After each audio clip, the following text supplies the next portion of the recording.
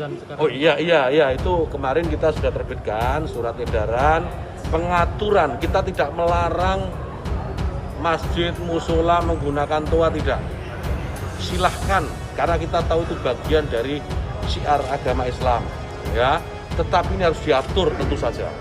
Diatur bagaimana volume speakernya, itu toanya itu nggak boleh kenceng-kenceng, 100 desibel maksimal. Diatur bagaimana kapan mereka bisa mulai menggunakan speaker itu sebelum adzan dan setelah adzan, bagaimana menggunakan speaker di dalam dan seterusnya. Tidak ada pelarangan. Ini aturan ini dibuat semata-mata hanya untuk membuat masyarakat kita semakin harmonis, meningkatkan manfaat dan mengurangi mafsadat. Jadi menambah manfaat dan mengurangi ketidakmanfaatan.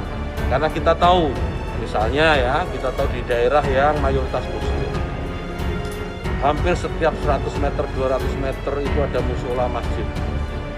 Ya, bayangkan kalau kemudian dalam waktu yang bersamaan mereka semua menyalakan toanya di atas, kayak apa? Itu bukan lagi syiar, tapi menjadi gangguan buat sekitarnya. Kita bayangkan lagi, kita ini muslim, saya ini muslim, saya hidup di lingkungan non muslim, ya. Kemudian rumah ibadah saudara-saudara kita non muslim itu bunyikan toa sehari 5 kali dengan kenceng-kenceng secara bersamaan, itu rasanya bagaimana? Yang paling sederhana lagi, tetangga kita ini kalau kita hidup dalam satu komplek itu misalnya, kiri kanan depan belakang pelihara anjing semua. Misalnya menggonggong dalam waktu yang bersamaan, kita ini terganggu enggak?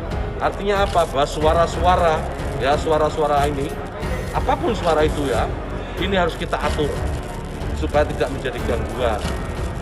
Ya, speaker di musola, masjid, monggo dipakai, silahkan dipakai. Tetapi tolong diatur agar tidak ada yang merasa terganggu. Agar niat menggunakan toa, menggunakan speaker sebagai sarana, sebagai wasilah untuk syiar, melakukan syiar tetap bisa dilaksanakan tanpa harus mengganggu mereka yang mungkin tidak sama dengan keyakinan kita. Berbeda keyakinan kita harus tetap hargai. Itu saja intinya. Jadi saya kira dukungan juga banyak atas ini.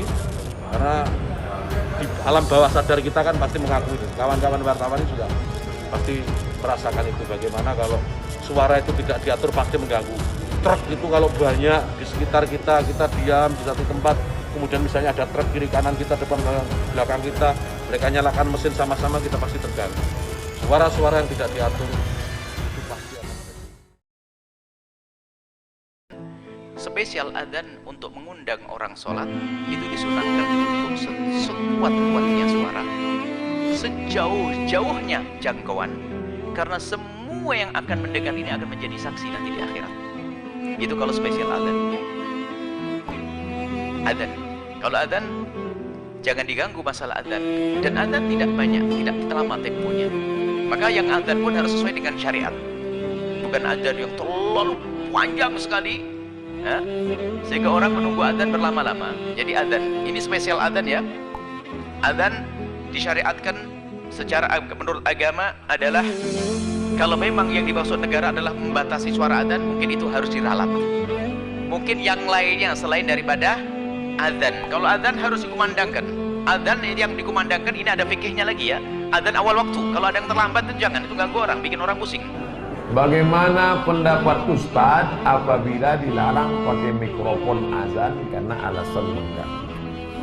Bunyi azan itu apa? Lafaz Allah kan?